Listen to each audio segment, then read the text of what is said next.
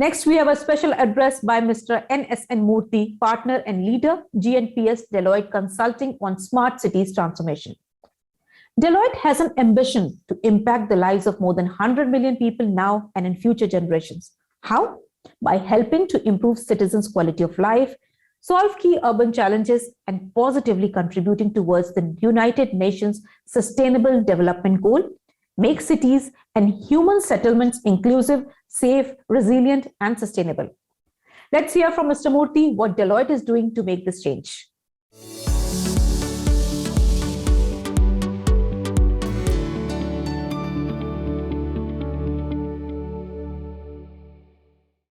Hello, everyone, and very special thanks to Economic Times for again inviting me on their Urban Innovation Summit. Always been a pleasure to be here on these workshops because it gives me a lot of opportunity to learn and also to share my thoughts and point of view on urban innovations which are happening in India. As the theme goes, the focus of my entire conversation for the next 8-10 minutes is around what is that is changing in India and has changed in the last 5-6 years since there has been a lot of emphasis on the urban innovation, urban agenda. So I want to actually share my thoughts around 3 different aspects. One is the governance side of it. The second is how the digital is getting embedded into the physical. And the third is the physical in itself, the physical core infrastructure per se. So taking the first one, where the governance part of it, I think with the launch of the Smart Cities Mission in 2015, there's been a big focus on the 100 cities where the governance structure can be created, how the cities get additional empowerment to go into the market, to talk to the private sector, to actually pick up projects, deliver those projects. There is a KPI, there's a performance measurement around the same. There's a board of directors for that city which actually govern the strategy for the city, and so on and so forth. So from a governance standpoint, I think there's a lot of initiatives which were taken around the smart cities part of it. But this is, as I say, this is just a beginning. I think the real essence of this is how do we replicate this across India, across multiple cities. Even within the 100 Smart Cities Mission, we know that not all cities are equal, not all cities are same. So the governance structure for the cities is also not completely adopted or adapted in all the cities. So there is always a struggle because there's always a requirement of technical capacities, people who can spend time and so on and so forth. So I think the first and foremost, I think we should all pat our backs who are there in the smart cities and the urban innovation. That at least there are a set of cities who have taken the governance agenda in the smart cities as well as within the corporation as one of the key elements. And governance is not just putting the resources, putting a technical competence and expertise, but it's also about the financial prudence. It's about how you actually spend the amount of money into the projects and also recover out of that.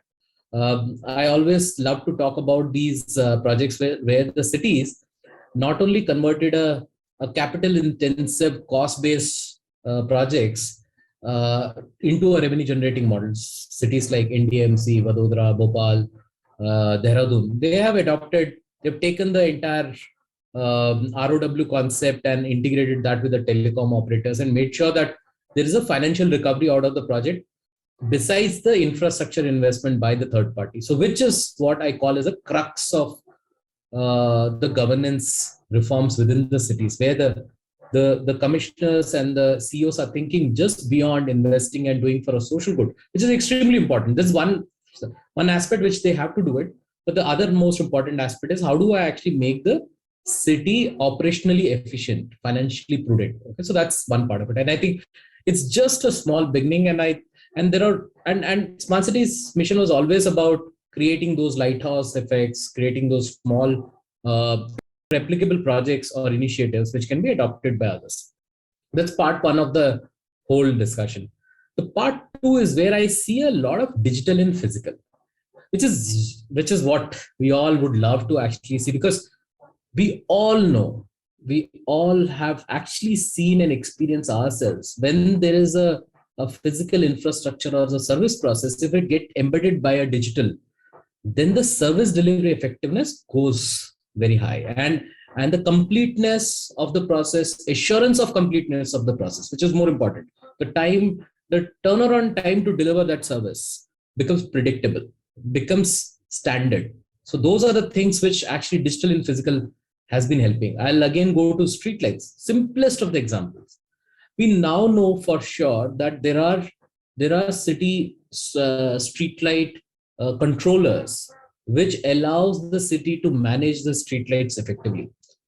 Okay, that's one moment has helped a lot of cities, and there are studies, there are a number of studies on safety and security, that if the luminancy of a city at night is good, then the safety index goes up, the number of crime, the amount of crime will come down in that area, because it's always much more hospitable for everyone. So it's not just one small intervention, but it has an interconnected benefit. So the second part is primarily around digital and physical. So the other thing which I'll mention is how a simple service delivery, which is a mobile app, has been now used for various citizen grievances, property tax, or anything else.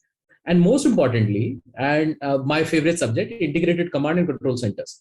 Now, they are digital, but what they have actually turned out to be not just a traffic or a streetlight operations center, but when they were implemented, that was one part of the use case, but they started getting redefined as emergency command centers, as a citizen delivery services center, essential commodities service center. During the what you call the entire campaign for getting the vaccination done, they are being used, repurposed to use them for vaccination management, so and so forth. And so command and control center has actually integrated with all the other physical and the service elements, and ensure that the better service delivery at the end client, or which is the citizens and the businesses, has been delivered.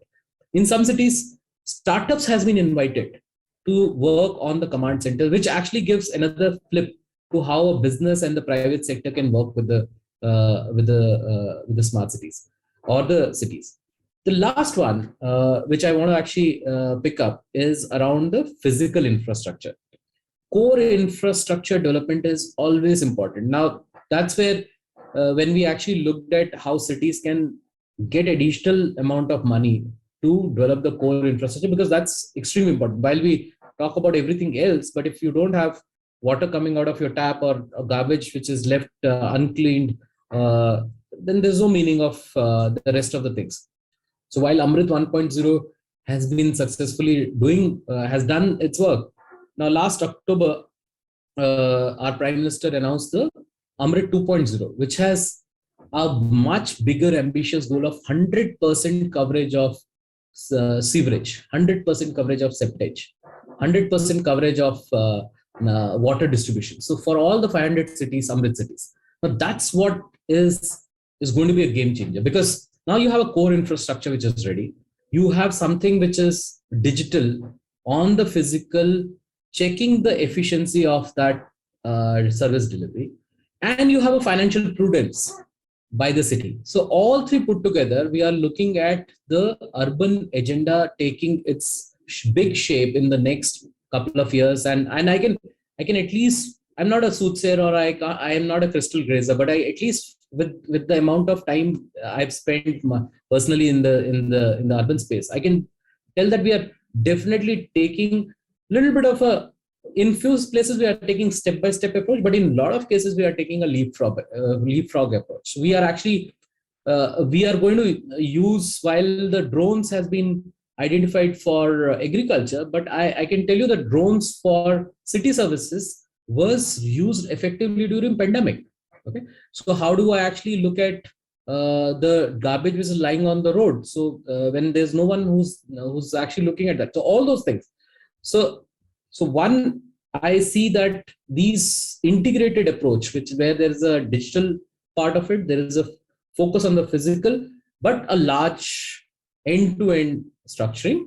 And there is a financial prudence and the governance by the cities. It actually leading it to, while the event heading said urban innovation, I'll say urban transformation is definitely a kind of a going to be a reality in the next couple of years because of all these elements. Lastly, I'll leave with one of the thoughts, and I think while we do a lot of things, there are a couple of things that we also would like to see going further. One is accountability framework. Now, there is a funding, there is a mechanism, there is SLAs, there is MSIs who are coming into the delivering the project. But I think we need to have an accountability framework which is covering all aspects of government. So the funding body, which is the central government, the state authority, as well as the city. Because at the end of the day, we as citizens, and I'm not talking as a citizen also who's looking from outside, I also would like to see which are the projects which are actually not getting done and completed and stuck. Okay, so that kind of a transparency in the governance and the accountability framework, where is it lying? Is it because of the funding issue? Is it because of some kind of a technical issues? I think that kind of a transparency in the process and the at program at this level.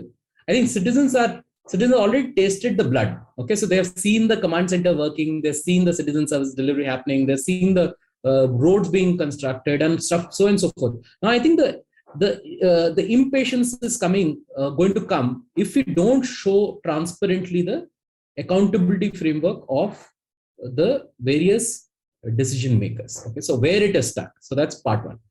The part two is, I think the Amrit 2.0 touched upon the circular economy, saying how can we get the surface water and the groundwater replenishment done through the circular economy. I think we need to talk a little bit bigger. Our Prime Minister's agenda was 2070 net zero. Why we are not talking the city's agenda, and cities are the most important. We have to start talking about what is my net zero by city, and can I have a competition between the cities to start looking at net zero within the cities as a competition, which is the first city which will achieve, if not net zero, but a carbon neutrality.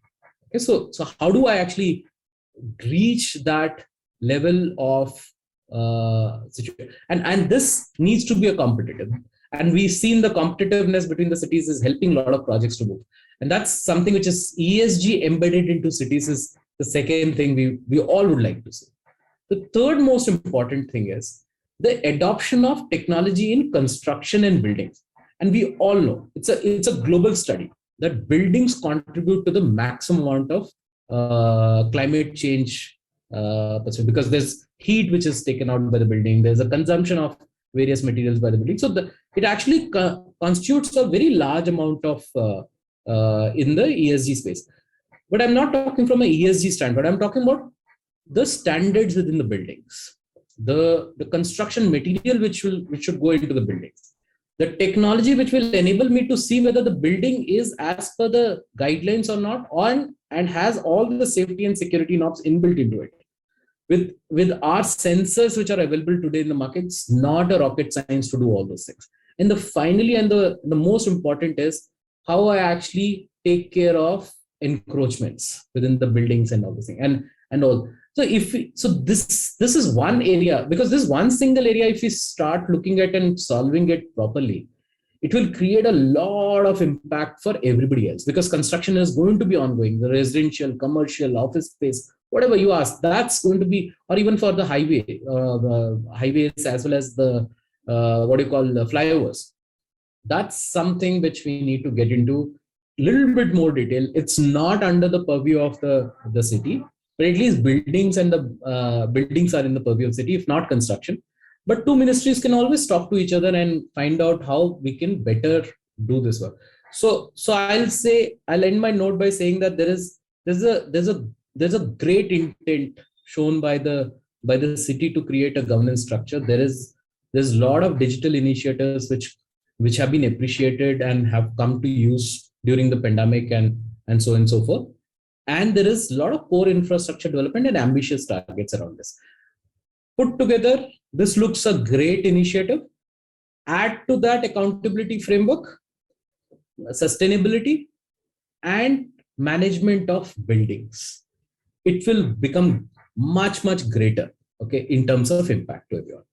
And with this, I actually conclude my thought. These are varied sets of thoughts from my own experience and the experience of the firm. Happy to receive any kind of a comments and questions later on. Again, thanks Economic Times for having me here on this talk. Thank you.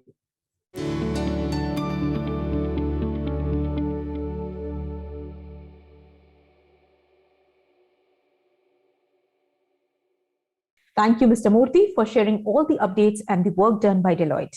Now we'll proceed to the next session. Stay tuned, everyone, and keep the tweets coming using the hashtag #ETUrbanInnovation.